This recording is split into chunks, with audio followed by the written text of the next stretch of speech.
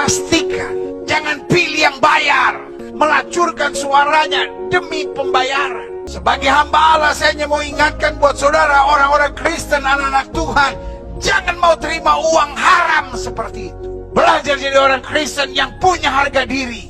Indonesia perlu dibebaskan dari pelacur-pelacur politik.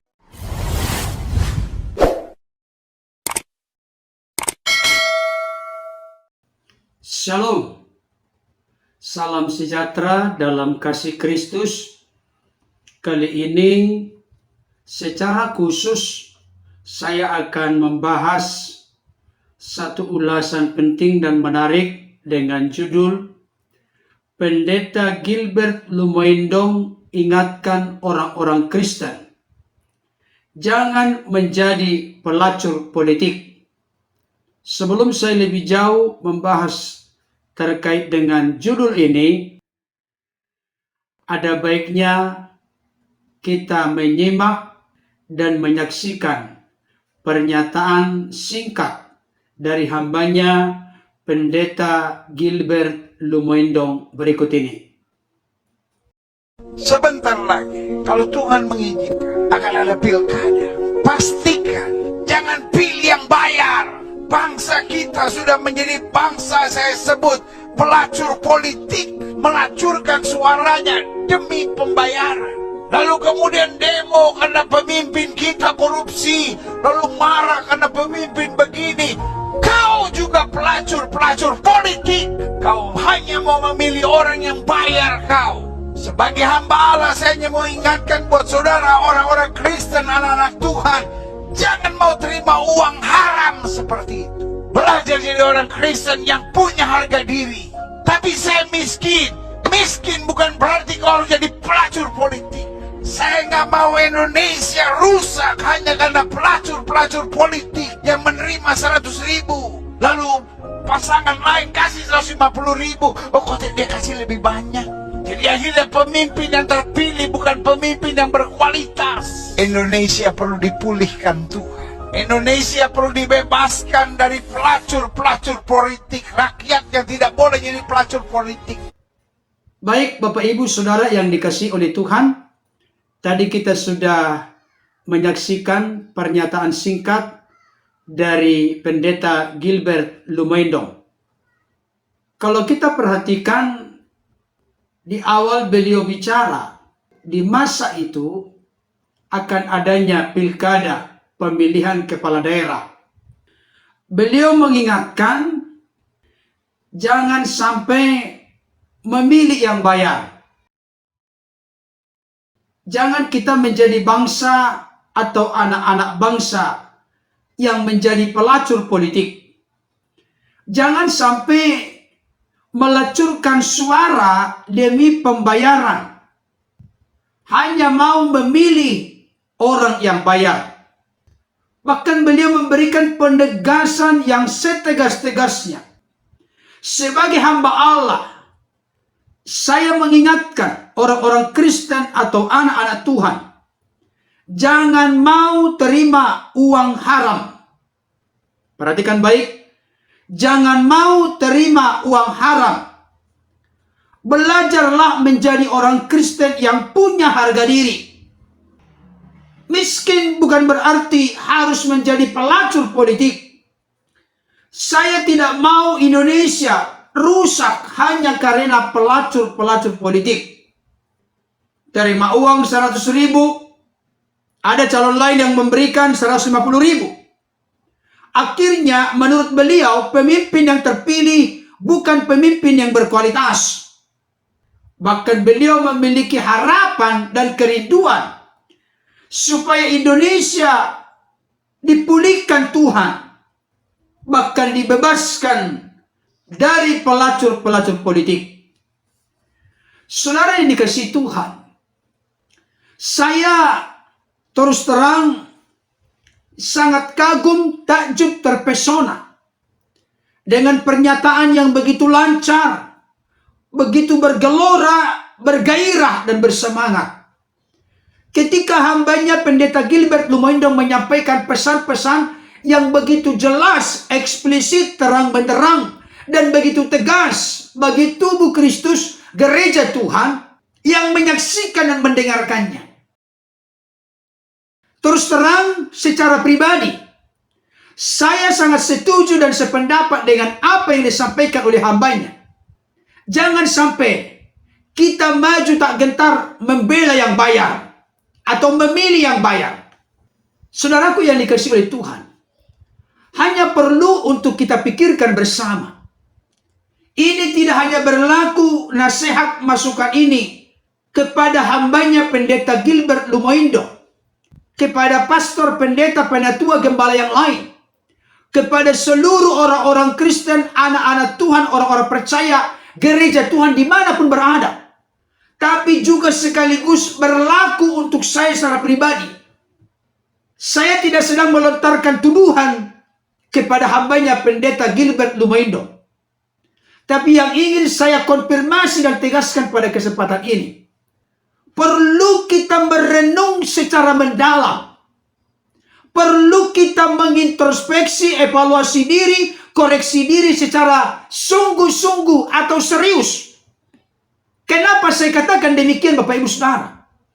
Karena ternyata setiap pernyataan kita itu tidak hanya berlaku kepada audiens, orang-orang yang menyaksikan dan mendengarkan, tetapi juga berlaku kepada siapa yang menyampaikan. Dalam konteks ini, apa yang disampaikan oleh hambanya Pendeta Gilbert Lumoindo, pertama-tama dan yang utama adalah berlaku kepada hambanya Pendeta Gilbert Lumoindo. Yang kedua, kepada saya yang telah menyaksikan dan mendengarkan. Berikutnya kepada pastor, pendeta, penatua, gembala. Karena kita menjadi contoh teladan panutan yang disenter dan disoroti oleh tubuh Kristus, gereja Tuhan, orang-orang percaya atau jemaat yang kita layani dimanapun kita berada. Saudara yang dikasihi Tuhan, saya mau sampaikan, ada orang pernah berkata begini kepada saya. Kalau hanya pintar berkhotbah, hanya pintar berorasi, hanya pintar berpidato, itu bisa dipelajari. Puji Tuhan, terima kasih. Kalau Tuhan memberikan kepada kita karunia untuk berbicara dengan lantang, dengan lancar, dengan retorika yang sedemikian rupa. Puji Tuhan. Segala hormat kemuliaan bagi Tuhan yang memberikan karunia bagi kita untuk menyampaikan pesan-pesan secara runut, simetris, dan sistematis. Ada seorang rekan hamba Tuhan, namanya Pendeta Yosi Rorimpande. Beliau adalah adik kelas saya di salah satu sekolah tinggi teologi di Jakarta. Tapi banyak hal saya belajar daripada beliau. Baik itu secara teologi maupun dalam hal-hal yang praktis. Sekalipun beliau adalah adik tingkat saya tidak malu belajar dari apapun, siapapun. Yang penting hal itu menuntun, memimpin, mengarahkan saya untuk makin dekat dengan Tuhan. Dalam sebuah kesempatan beliau berkata kepada yang menyaksikan, mendengarkan khotbah beliau saat itu, khotbahkanlah apa yang kau lakukan dan lakukanlah apa yang kau khotbahkan. Benar-benar ini menusuk sampai ke kedalaman hati saya. Dengan kata lain, apa yang mau ditegaskan dari pernyataan itu? Khotbahkanlah apa yang sudah engkau lakukan dan lakukanlah apa yang sudah engkau khotbahkan. Itu paket ibarat dua sisi mata uang. Jangan sampai kita hanya pintar berkhotbah, tapi apa yang kita khotbahkan tidak termasuk menjadi bagian yang terintegrasi menyatu dalam diri kita. Tidak boleh demikian. Karena nanti kita akan menjadi pribadi-pribadi yang lihai, bersandiwara, memakai topeng. Padahal hikmat yang dari atas, ciri yang terakhir adalah tidak munafik. Oleh karena itu, saya berdoa supaya saya jangan menjadi orang Kristen, hamba Tuhan, pelayan Tuhan, termasuk dari kategori yang diingatkan oleh hambanya Pendeta Gilbert Lumoindo, yaitu menjadi pelacur politik. Jangan sampai kita memilih yang membayar, apalagi yang lebih besar yang membayar.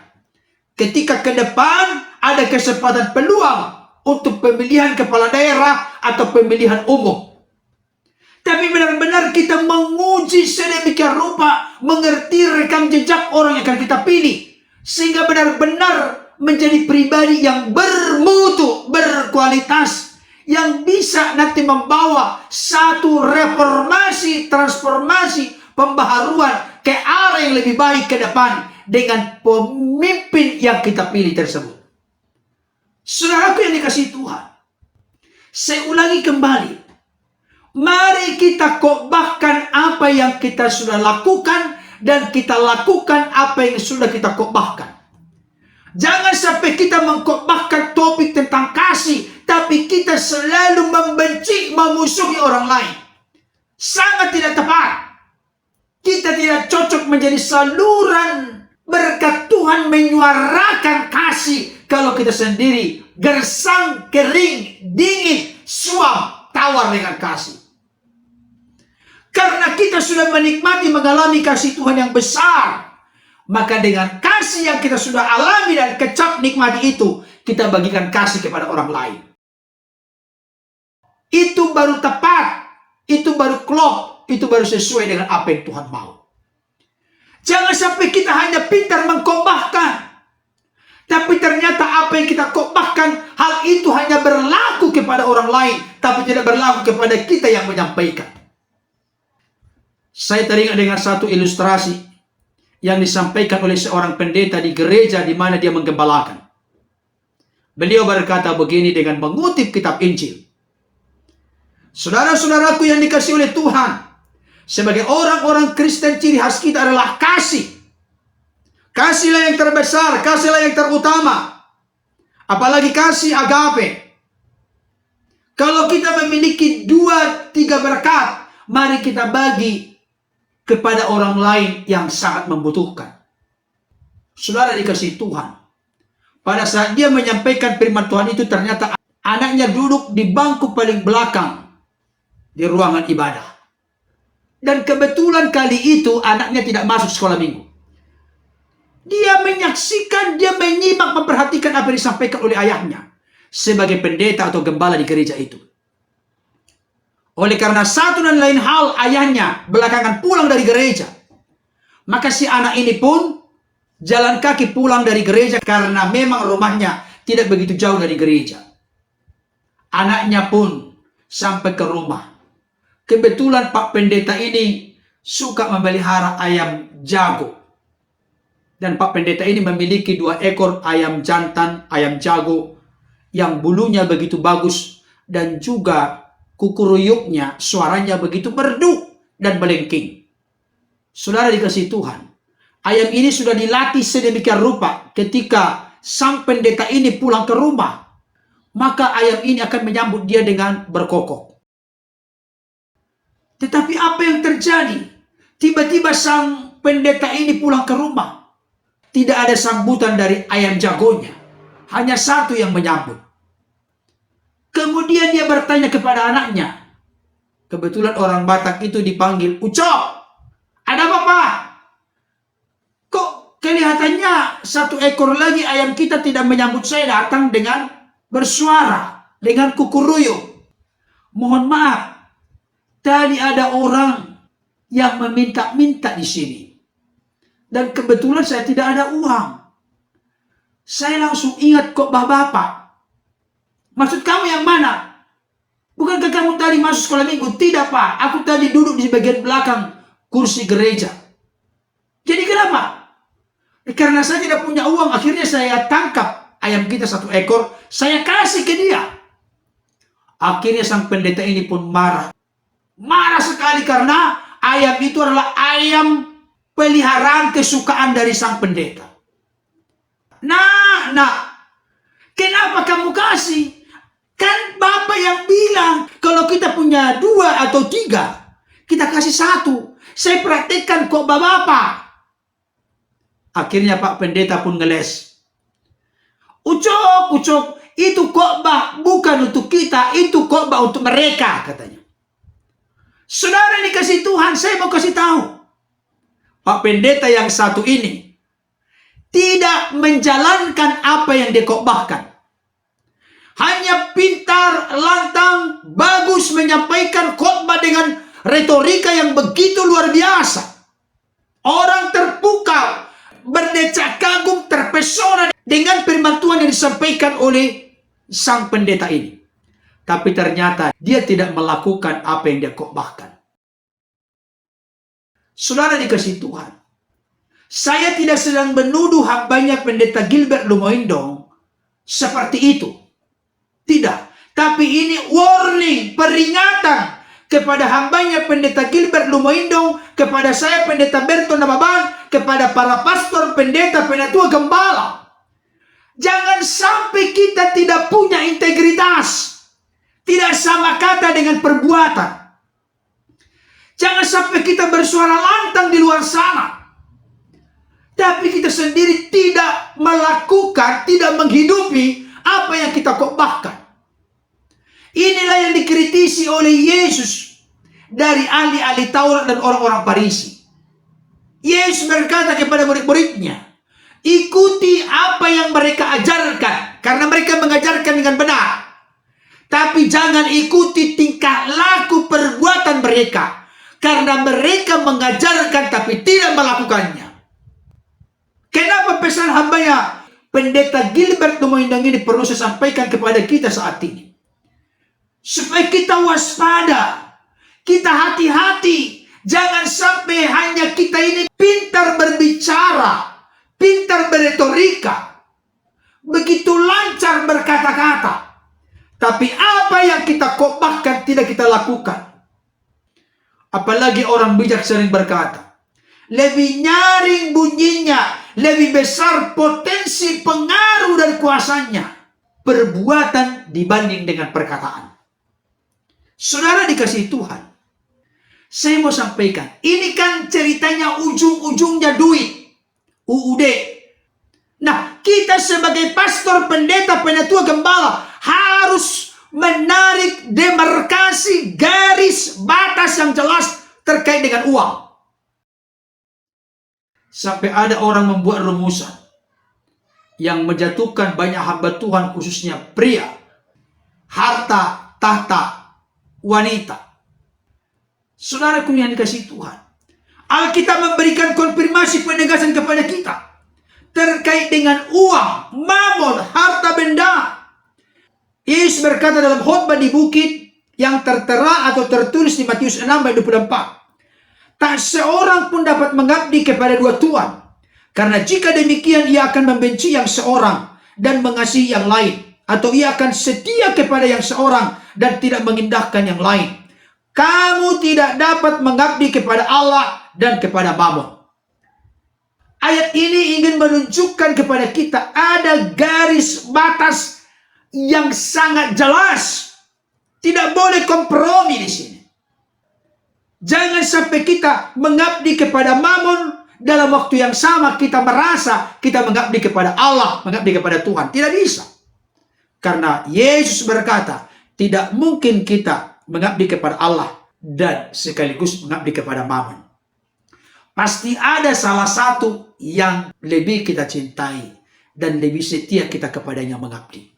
Saudaraku yang dikasih Tuhan, bahkan Rasul Paulus menyampaikan pesan kepada anak rohaninya Timotius yang tertulis dalam 1 Timotius 6 ayat 9 sampai 10. Dikatakan demikian, tetapi mereka yang ingin kaya terjatuh ke dalam pencobaan, ke dalam jerat, dan ke dalam berbagai-bagai nafsu yang hampa dan yang mencelakakan, yang menenggelamkan manusia ke dalam keruntuhan dan kebinasaan. Karena akar segala kejahatan ialah cinta uang, sebab oleh memburu uanglah beberapa orang telah menyimpang dari iman dan menyiksa dirinya dengan berbagai-bagai duka. Saudaraku dikasih Tuhan, firman Tuhan ini berkata, cinta akan uang, menjadikan uang sebagai tujuan, sebagai sasaran bagi kita, itu adalah akar dari segala kejahatan. Pertanyaannya, kita ini cinta akan uang atau cinta Tuhan? Ibrani pasal 13 ayat yang kelima berkata, janganlah kamu menjadi hamba uang, dan cukupkanlah dirimu dengan apa yang ada padamu. Karena Allah telah berfirman, aku sekali-kali tidak akan membiarkan engkau dan aku sekali-kali tidak akan meninggalkan engkau. Janganlah kamu menjadi hamba uang. Biarlah kita menjadi hamba Tuhan. Oleh karena itu, jangan sampai kita sebagai pendeta, penatua, pastor, gembala langsung silau melihat uang. Akhirnya kita jadi kompromi. Di dalam membangun pekerjaan Tuhan kita butuh uang. Tetapi jangan sampai kita melacurkan suara kita demi uang. Kita harus tetap memiliki prinsip yang tegas bahwa uang bukan tujuan.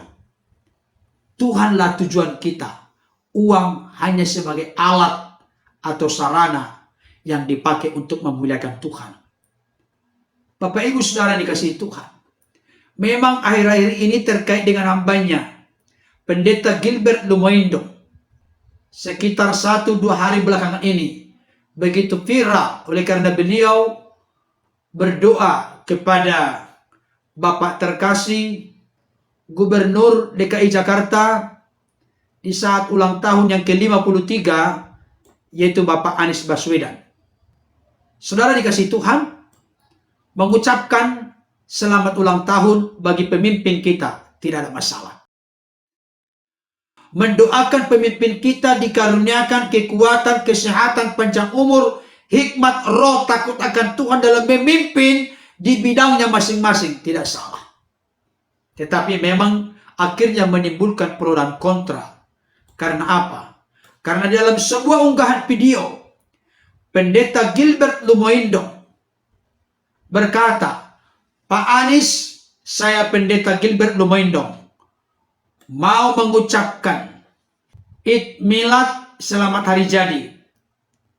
Kemudian beliau berharap supaya Bapak Anies Baswedan membawa berkah bagi Indonesia. Pak Anies telah menjadi berkat besar buat kota Jakarta dan selanjutnya saya juga percaya akan menjadi berkat besar bagi Indonesia. Bahkan beliau kembali menyambung, kita doakan Pak Anies terus diberi hikmat, terus bijaksana dan menjadi pemimpin yang luar biasa. Dalam keluarga menjadi suami yang hebat, menjadi orang tua yang membawa dampak luar biasa buat anak-anak. Kami bangga dengan Pak Anies, doa kami tetap menyertai. Bahkan beliau melanjutkan, kiranya Tuhan yang punya langit dan bumi, yang kami imani dalam Kristus Yesus, selalu menyertai Pak Anies. Sekali lagi, Id Milad dan selamat hari jadi. Tuhan memberkati. Shalom. Saudaraku dikasihi Tuhan, memang pernyataan dan isi doa dari hambanya Pendeta Gilbert ini telah menimbulkan berbagai pro dan kontra di media sosial. Oleh karena ada kata-kata yang menegaskan Pak Anies telah menjadi berkat besar buat kota Jakarta, dan selanjutnya saya juga percaya akan menjadi berkat besar bagi Indonesia. Saudara dikasihi Tuhan, tetapi saya tidak mau terperosok lebih jauh, lebih dalam terkait dengan hal ini. Tapi yang jelas, yang saya ingin tegaskan pada kesempatan ini, apa yang saya sampaikan ini pertama-tama dan yang utama berlaku kepada hambanya Pendeta Gilbert Lumoindo, yang kedua kepada saya, yang ketiga kepada para pastor, pendeta, penatua, gembala yang lain, para pelayan-pelayan Tuhan, bahkan termasuk kepada tubuh Kristus gereja Tuhan, orang-orang percaya. Mari tetap kita punya pendirian, tujuan yang baik harus dicapai dengan cara yang baik. Tuhan Yesus memberkati.